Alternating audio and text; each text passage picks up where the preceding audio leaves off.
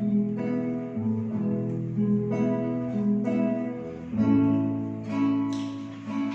shalom.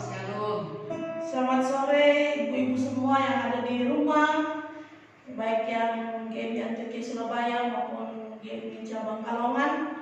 Kita bersyukur kepada Tuhan kalau kita boleh berjumpa lagi di minggu ini untuk memuliakan Tuhan, mengagungkan Tuhan pada saat ini.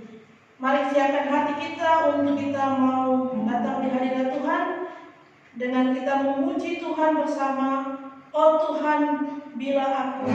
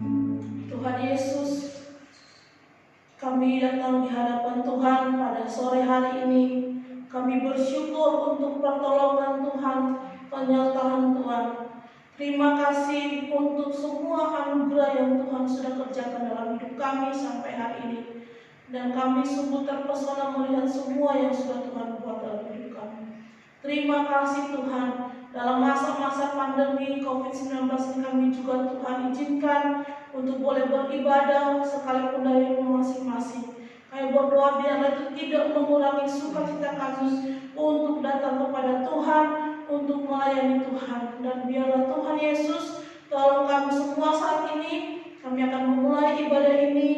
Biarlah hati kami, pikiran kami, seluruh tubuh, jiwa dan roh kami semuanya dibebaskan oleh Tuhan untuk ada tertuju dan terfokus hanya kepada-Mu Tuhan. Terima kasih Tuhan. Tolong kami semua ibadah ini Tuhan dari awal sampai kami serahkan hanya di dalam nama Tuhan Yesus Kristus. Haleluya, amin. Ya, ibu-ibu yang diberkati Tuhan, kita akan terus memuji Tuhan dan mengagungkan Tuhan sekalipun kita masih dalam situasi COVID-19 ini, dan juga semakin hari semakin sulit ya. Tetapi kita percaya bahwa hanya ada satu pribadi yang tidak pernah meninggalkan kita. Kasih-Nya tidak pernah berubah, kuasa-Nya tidak pernah berubah, dulu, sekarang, sampai selama-lamanya. Dia tetap Allah yang berkuasa dalam hidup kita. Kita memuji Tuhan, Tuhan Yesus tidak berubah.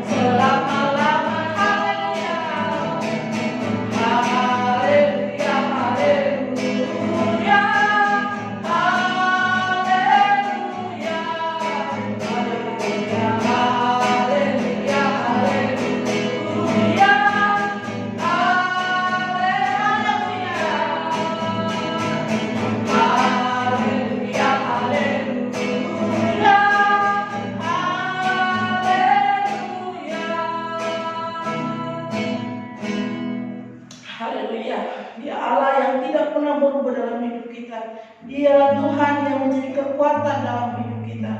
Mari kita memuji Tuhan, mengagungkan Tuhan. Kita lagi pujian, Engkaulah kekuatan Tuhan.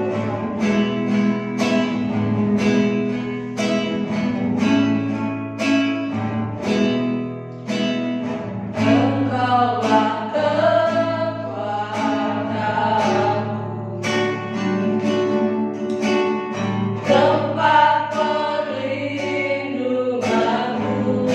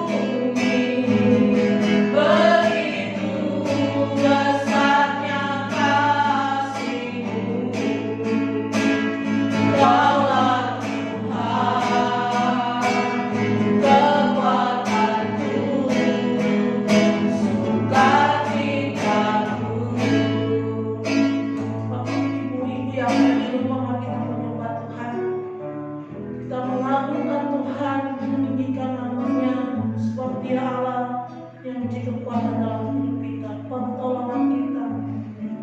Terima kasih Tuhan, kami menyembahkan, kami memuliakan Engkau, kami meninggikan Engkau Tuhan, oleh karena kasih-Mu yang besar, oleh karena kuasa-Mu yang ada dalam hidup kami, oleh karena semua yang Tuhan buat dalam hidup kami. Terima kasih buat semua karya-Mu Tuhan. Terima kasih Tuhan Yesus. Terpujilah Engkau Allah kami yang hidup, Allah yang kami sembah dalam nama Tuhan Yesus. Haleluya.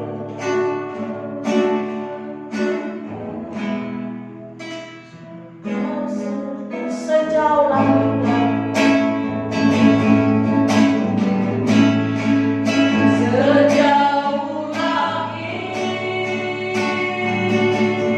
dari bumi, begitu besarnya kasih-Mu, penuhi hati kami yang rindu menyembah-Mu, Yesus. Sejauh langit dari bumi, begitu besarnya kasih-Mu, Kaulah Tuhan, kekuatanku, sukacitalah Tuhan kekuatanku. Kaulah Tuhan, kekuatanku, sukacitaku.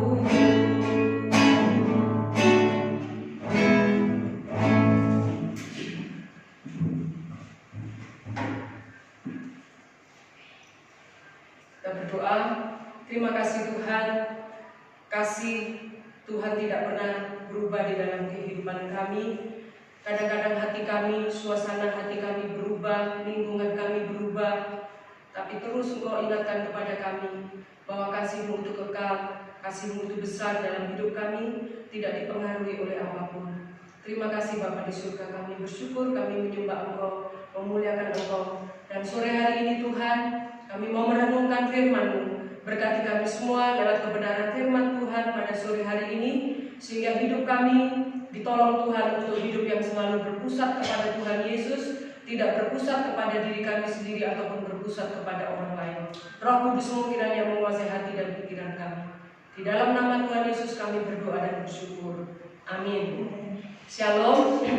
Ya, Ibu yang dikasihi Tuhan, minta maaf minggu lalu memang kita tidak ada ibadah online karena ada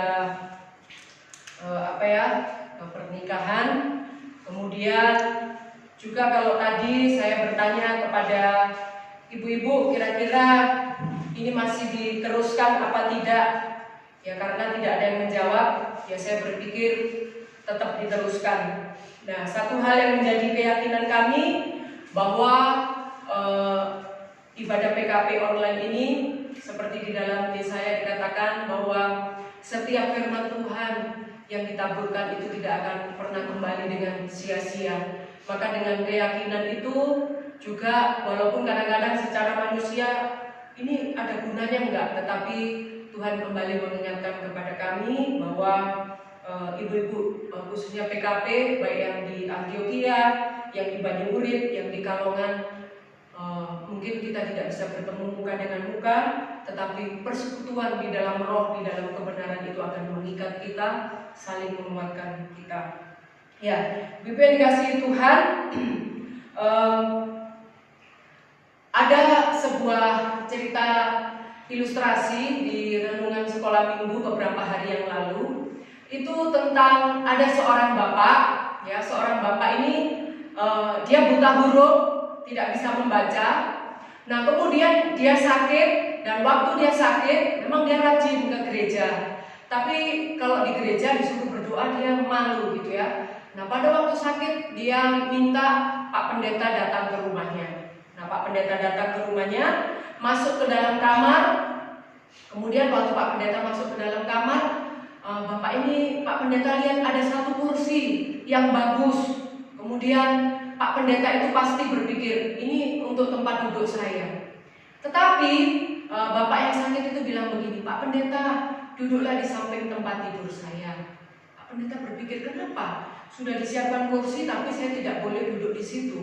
Akhirnya mereka bercerita dan kemudian, Pak, saya ini sakit, saya mau Bapak berdoa untuk saya. Terus, tapi sebelum saya berdoa, kata Pak Pendeta, saya mau tanya, itu kenapa saya tidak boleh duduk di kursi yang kosong itu? Ya, kemudian Bapak tua ini bilang begini, gini Pak Pendeta, saya ini tidak bisa berdoa, tetapi saya mau Tuhan Yesus itu memimpin pikiran, perkataan, memimpin seluruh hidup saya. Sehingga saya selalu bercakap-cakap dengan kursi kosong itu. Maksudnya, kata Pak Pendeta, saya menganggap bahwa Yesus sedang duduk di kursi yang kosong itu. Sehingga kalau saya marah, saya berkata, saya seperti berbicara kepada Tuhan Yesus yang sedang duduk di kursi. Saya katakan, Tuhan Yesus, aku kesal anakku seperti ini. Kalau saya sedih apapun, dari pagi sampai malam mau tidur ataupun malam saya terbangun, saya selalu melihat kursi kosong itu dan saya melihat Yesus ada di situ. Dan itulah cara saya berdoa. Saya tidak bisa berdoa Pak Pendeta, tapi itulah saya tiap hari berbicara kepada Tuhan Yesus. Dan akhirnya Pak Pendeta itu mengerti, kemudian didoakanlah Bapak tua ini. Kemudian besok paginya Pak Pendeta ini mendengar kabar bahwa Pak tua ini sudah dipanggil Tuhan. Dan yang menarik adalah Bapak ini meninggal, dia menyandarkan kepalanya di kursi yang kosong itu. Dan ketika Pak Pendeta mengingat pembicaraan terakhir dengan Bapak yang tua itu, Pak Pendeta tahu bahwa Bapak yang tua ini dipanggil Tuhan menyandarkan kepalanya yang terakhir di pangkuan atau di kursi yang kosong itu. Bapak ini tidak bisa apa-apa, tapi dia memusatkan seluruh kehidupannya kepada Tuhan Yesus. Dia memiliki hubungan yang intim dengan Tuhan Yesus secara pribadinya. Mungkin orang lain menganggap itu tidak berarti, tapi bagi Bapak ini membuktikan bahwa hidupnya itu sungguh-sungguh berpusatkan kepada Tuhan Yesus. Nah, oleh sebab itu pada sore hari ini saya mengajak kita semua merenungkan satu bagian firman Tuhan, hidup yang berpusat kepada Kristus. Mari kita membuka Yakobus pasal 5 ayat 13 sampai ayat yang ke-20. Yakobus pasal 5 ayat 13 sampai ayat yang ke-20. Kalau ada seorang di antara kamu yang menderita, baiklah ia berdoa. Kalau ada seorang yang bergembira, baiklah ia menyanyi. Kalau ada seorang di antara kamu yang sakit, baiklah ia memanggil para penatua jemaat, supaya mereka mendoakan dia serta mengolesnya dengan minyak dalam nama Tuhan. Dan doa yang lahir dari iman akan menyelamatkan orang sakit itu, dan Tuhan akan membangunkan dia. Dan jika ia telah berbuat dosa, maka dosanya itu akan diampuni. Karena itu hendaklah kamu saling mengaku dosamu dan saling mendoakan supaya kamu sembuh. Doa orang yang benar bila dengan yakin didoakan sangat besar kuasanya. Elia adalah manusia biasa seperti kita, dan ia telah sungguh-sungguh berdoa supaya hujan jangan turun, dan hujan pun tidak turun di bumi selama 3 tahun dan 6 bulan. Lalu ia berdoa pula dan langit menurunkan hujan, dan bumi pun mengeluarkan buahnya. Saudara-saudaraku, jika ada di antara kamu yang menyimpang dari kebenaran, dan ada seorang yang membuat dia berbalik, ketahuilah bahwa barang siapa membuat orang berdosa berbalik dari jalan yang sesat, ia akan menyelamatkan jiwa orang itu dari maut dan menutupi banyak dosa. Hidup yang berpusat kepada Tuhan Yesus. Ada beberapa sikap orang Kristen. Yang pertama, ada orang yang mengaku Kristen dan dikatakan, tetapi yang sikap yang pertama, dia menempatkan Tuhan Yesus sebagai Tuhan hanya sebagian di dalam hidupnya. Mungkin hanya hari Minggu dia menempatkan Yesus itu sebagai Tuhan dalam hidupnya. Mungkin dalam ibadah PKP, dalam ibadah KRT, doa puasa, baru dia menempatkan Kristus di dalam hidupnya. Atau juga ketika orang itu kesulitan, baru mencari Tuhan Yesus. Ya, jadi sebagian hidupnya diserahkan kepada Tuhan, tapi sebagian tidak. Karena apa? Tidak dalam hidup tiap-tiap hari dia menyerahkan seluruh hidupnya kepada Tuhan. Itu yang pertama. Yang kedua, ada orang yang mengatakan memang hidupnya berpusat kepada Kristus. Nah, di sini setiap segi kehidupan, ya, setiap segi kehidupannya, waktunya, kehendaknya, perasaan, ya, kemudian setiap keputusan, apapun yang dia miliki, semua itu dikatakan Kristus menjadi pusat hidupnya. Jadi apapun yang dia akan kerjakan, dia selalu mengutamakan Kristus. Dia selalu mengandalkan Tuhan Yesus Kristus. Dan dia selalu menempatkan kemuliaan hanya bagi Tuhan Yesus. Jadi kalaupun dia diberkati, dia menyadari bahwa kemuliaan hanya bagi Kristus. Kalaupun dia mengalami kesulitan, penderitaan, kehilangan, orang ini pun tetap hidupnya berpusat kepada Kristus. Yaitu apapun yang dia miliki, dia selalu memusatkan dirinya kepada Kristus sebagai pemberi. Nah, ini yang kedua. Sikap yang kedua ini harus ada di dalam kehidupan kita sebagai kaum perempuan. Di dalam situasi seperti ini, apakah hidup kita berpusat pada kesulitan? Apakah hidup kita berpusat dari apa kata orang? Ataukah hidup kita terus berpusatkan kepada Kristus? Nah, ciri-ciri orang yang hidup berpusat kepada Kristus itu di dalam ayat yang ke-13a. Sikap yang pertama dikatakan, bila ada yang menderita, dikatakan, baiklah ia berdoa. Jadi menghadapi penderitaan, sikap hidup orang yang berpusat kepada Tuhan adalah selalu berdoa. Dan dia tidak berkata, mengapa Tuhan ini terjadi dalam hidupku? Kenapa aku? Kenapa bukan orang lain? Tapi dalam penderitaan, dia selalu berdoa. Dia mengerti kehendak Tuhan dan katakan, Tuhan, ada tujuan yang Tuhan izinkan terjadi lewat penderitaan yang ada ini. Kemudian juga tidak hanya menderita, dia berdoa. Tetapi di dalam ayat 13b dikatakan, kalau ada seorang yang bergembira, baiklah ia menyanyi. Ya, jadi kalau dia bergembira, kalau dia merasakan sukacita, maka hatinya, mulutnya meluap, melimpah dengan puji-pujian kepada Tuhan. Maka orang Kristen seharusnya, karena sukacita itu ada dalam dirinya, dari pagi, siang, malam, harusnya dia memuji-muji Tuhan. Ya, sambil bekerja, sambil mencuci piring, sambil apapun yang bisa dikerjakan, sambil memasak, mungkin sesederhana apapun menu yang kita masak, kita bergembira. Dan kegembiraan itu kita ekspresikan dengan kita memuji Tuhan. Dan juga sikap hidup orang yang berpusat kepada Tuhan Yesus Kristus itu di dalam ayat 14 sampai ayat 15. Kalau ada seorang di antara kamu yang sakit, dikatakan apa? Baiklah, dia didoakan, dia juga diobati. Jadi di sini bukan berbicara masalah minyak urapan ya, tetapi di sini dikatakan memoles dengan minyak dalam nama Tuhan. Pada waktu itu balsem ya, diberikan balsem yang mengandung ramuan sebagai obat. Sambil diobati, sambil juga berdoa. Jadi sikap hidup orang yang berpusat kepada Tuhan yang ketiga, dalam kondisi sakit pun, ya, dia masih bisa mendoakan orang lain, masih bisa terus berharap kepada kasih setia Tuhan.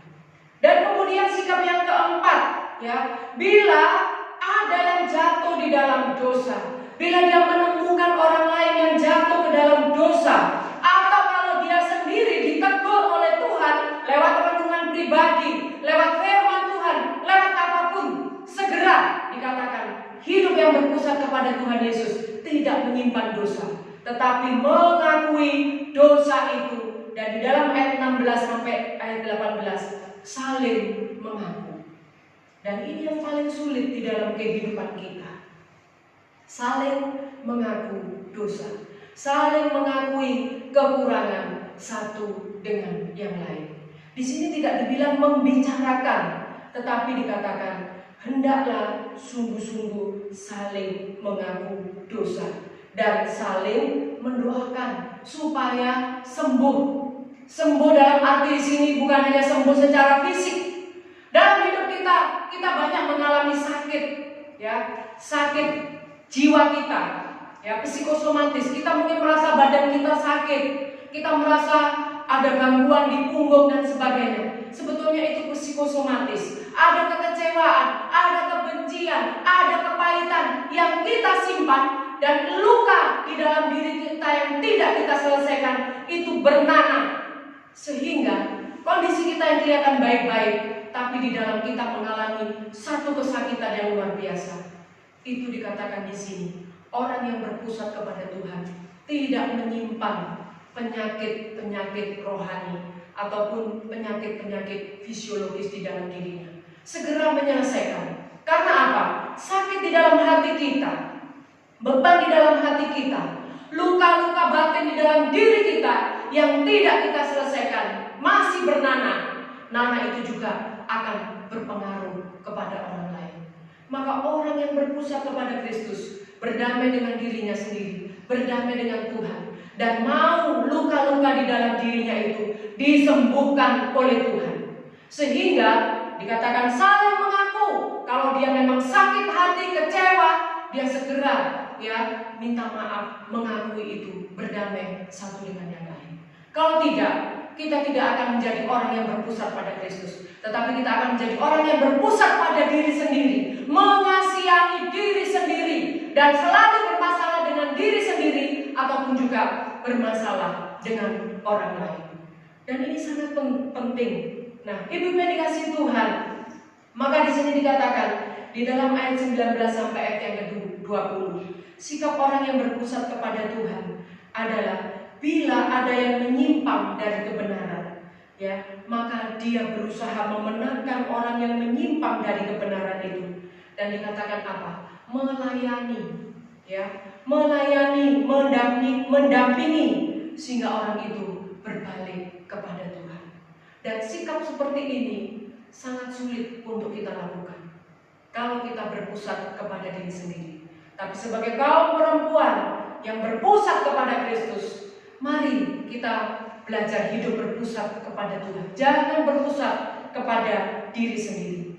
Itu yang pertama, sikap yang pertama. Sikap yang kedua, ya, tidak berpusat kepada kebutuhan pribadi atau keluarga. Tetapi di sini dikatakan, ya, menjadi pendoa syafaat, ya, bagi siapa? Jadi dalam sikap doanya, dia tidak egois, tidak hanya mendoakan aku, keluargaku. Tapi sikap hidup orang yang berpusat kepada Tuhan adalah dia menjadi pendoa syafaat bagi orang-orang yang menderita, orang-orang yang sakit, bagi bangsa dan negara, bagi orang-orang yang tersesat. Inilah sikap hidup orang yang berpusat kepada Tuhan Yesus Kristus. Orientasi doanya bukan untuk diri sendiri. Diri sendiri itu terakhir didoakan, tapi dia sungguh-sungguh bersyafaat bagi bangsa dan negara, bagi gereja, bagi teman-teman di PKP, satu persatu didoakan, bagi suku-suku yang terabaikan, sehingga pekerjaan Tuhan boleh terus digenapi, banyak orang yang diselamatkan. Itu sikap yang kedua. Dan sikap yang ketiga adalah mengimani bahwa hidup yang berpusat kepada Tuhan adalah mengandalkan kuasa Tuhan, ya, mengandalkan kuasa Tuhan.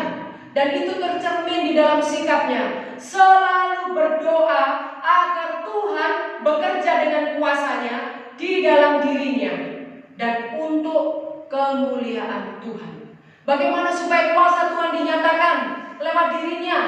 Ya, dia boleh menyatakan kasih Tuhan kepada orang lain. Itu di dalam ayat yang ke-16b. Ya, di sini dikatakan doa orang yang benar, bila dengan yakin didoakan, sangat besar kuasanya. Karena dia sudah dibenarkan oleh Tuhan, maka dia berdoa syafaat. Maka dengan doanya itu dia sungguh-sungguh dipakai oleh Tuhan untuk menjadi saluran berkat bagi kemuliaan nama Tuhan bagi orang lain. Nah, ibu-ibu yang dikasihi Tuhan, di tengah-tengah kondisi pandemi yang kita tidak tahu kadang naik turun dan sebagainya, mari kita menjadi ibu-ibu yang berpusat kepada Tuhan Yesus Kristus. Orientasi hidup doa kita, orientasi kasih kita, itu bukan berpusat kepada diri kita sendiri, tapi mari kita memusatkan itu kepada Kristus. Dan selalu bertanya kepada Tuhan, Tuhan, berikanlah aku hati seperti hatimu, berikanlah aku mata seperti matamu yang memandang setiap orang dengan penuh belas kasihan. Berikan aku tanganmu, berikan aku kakimu, sehingga sekecil apapun aku bisa mengerjakannya untuk kemuliaan bagi nama Tuhan. Jadi ibu-ibu yang dikasihi Tuhan, kita tidak bisa berbuat banyak, tapi mari kita belajar seperti Bapak tua tadi, ya, memiliki intimasi dengan Tuhan, berbicara terus kepada Tuhan, dan Tuhan juga akan berbicara kepada kita. Jadi orang yang diberkati Tuhan adalah orang yang memusatkan hidupnya kepada Tuhan Yesus Kristus, sehingga ketika menderita dia tetap bertumbuh di dalam penderitaan, dan ketika dia diberkati dia tidak menjadi orang yang sombong, tapi tetap menjadi orang yang rendah hati, karena menyadari bahwa semua yang dia miliki itu hanya milik Tuhan, titipan Tuhan. Karena apa? Orientasinya, pusat hidupnya adalah kepada Kristus Sang Pemberi, bukan hanya berkat-berkat. Biarlah firman Tuhan hari ini memberkati, menolong kita semua, supaya yang terutama di dalam hidup kita adalah menyenangkan, memuliakan Tuhan. Kita menjadi pendoa-pendoa syafaat bagi banyak orang. Kita tidak bisa melakukan banyak hal, tetapi dengan lutut kita, dengan air mata kita, kita berpusat kepada Kristus, mendoakan supaya banyak orang yang datang kepada Tuhan. Mari kita berdoa. Terima kasih Tuhan, kami mengucap syukur untuk firman-Mu pada sore hari ini. Ingatkanlah kami dalam segala keterbatasan kami, supaya kami sebagai kaum perempuan yang kami kadang berpikir dengan otak kiri, otak kanan kami Tuhan, kami tidak hanya dikuasai oleh perasaan kami tidak dikuasai dengan terlalu berbelas kasihan kepada diri kami sendiri, tapi ajarlah hidup kami berpusat kepada Tuhan Yesus, sehingga sisa hidup kami yang ada di dunia ini kami dapat mengisinya dengan hal-hal yang sungguh berguna untuk kemuliaan bagi nama Tuhan. Berkati kami semua lewat kebenaran firman Tuhan pada sore hari ini. Di dalam nama Tuhan Yesus Kristus kami juga berdoa untuk ibu-ibu yang dalam pergumulan. Tuhan, Engkau menolong, memberkati. Mungkin itu bergumul dengan diri sendiri, dengan perasaan-perasaan negatif di dalam dirinya. Hamba berdoa di dalam nama Tuhan Yesus Kristus, supaya ibu-ibu juga boleh dipulihkan oleh Tuhan, sungguh-sungguh berdamai dengan diri sendiri, berdamai dengan masa lalu, sehingga hidup mereka dipulihkan oleh Tuhan. Kami juga berdoa untuk ibu-ibu yang mengalami kelemahan tubuh, yang sakit, Tuhan juga jamah, Tuhan sembuhkan. Khususnya juga untuk Ibu Yuri yang sakit, Tuhan juga berkati, Tuhan jamah, Tuhan sembuhkan. Dan juga untuk jemaat-jemaat kami yang lain yang mengalami kelemahan tubuh, kiranya Tuhan juga melawat, Tuhan memberkati. Terima kasih Bapa di surga, terpujilah nama-Mu. Di dalam nama Tuhan Yesus Kristus kami mengucap syukur dan kami berdoa. Amin.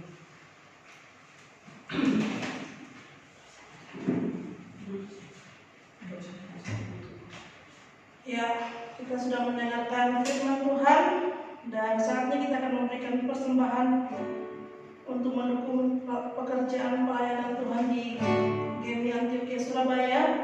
Kita nyanyikan pujian Hatiku Penuh Nyanyian. Hatiku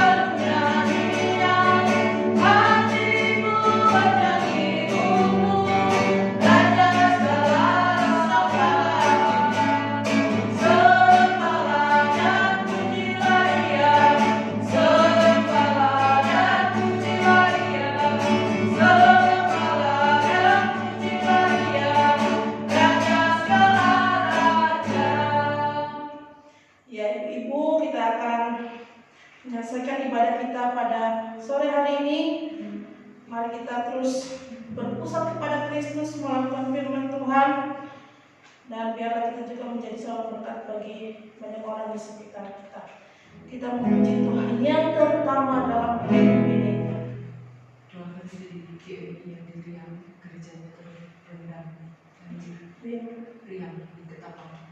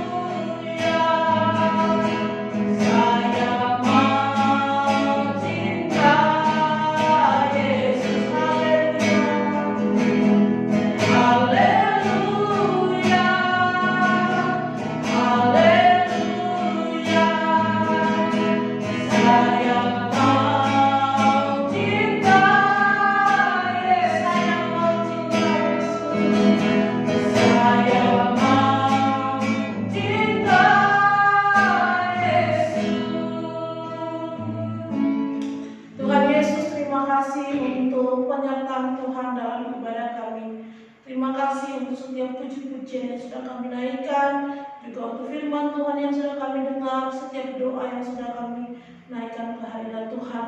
Terima kasih juga untuk persembahan yang sudah kami berikan. Biarlah Tuhan memberkati setiap ibu-ibu dalam setiap pekerjaan, dalam setiap pergumulan hidup, untuk memenuhi kebutuhan tiap-tiap harinya. Terima kasih Tuhan Yesus, terima kasih. Dan pada sore hari ini kami teringat akan saudara kami yang juga ada di GMI Riam di Kalimantan Barat, Ketapang, dalam kondisi banjir saat ini. Kami berdoa biarlah Engkau sendiri juga yang menolong, memberkati setiap jemaat Tuhan yang ada di sana, hamba Tuhan yang melayani di sana, dengan kuasa daripada Tuhan memampukan mereka juga untuk melewati setiap bencana alam yang terjadi saat ini. Kami berdoa biarlah pertolongan daripada Tuhan juga tepat waktu bagi mereka yang membutuhkan kesehatan mereka semua.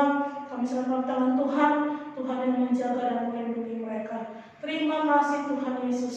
Kami juga berdoa supaya Tuhan terus memberkati kami semua dalam pekerjaan kami sebagai ibu-ibu di rumah, dalam mendukung mendukung suami, juga menjadi berkat bagi anak-anak. Kami rindu bahwa semuanya itu Tuhan kami lakukan dengan hati yang penuh sukacita, karena kami tahu bahwa semuanya itu Tuhan izinkan kami harus alami dalam hidup ini. Terima kasih Tuhan, terpuji-pujilah Engkau Tuhan. Inilah doa kami. Kami akan mengakhiri ibadah kami. Biarlah kasih daripada Allah Bapa, dari Tuhan Yesus Kristus, dan pimpinan Roh Kudus terus ada dalam hidup kami dari hari ini terus kekal sampai Tuhan Yesus datang pada kali yang kedua. Dalam nama Yesus kami berdoa. Haleluya. bersedia. Amin. Bapa, terima kasih. Bapa, terima kasih. Bapa, terima kasih. Bapa di dalam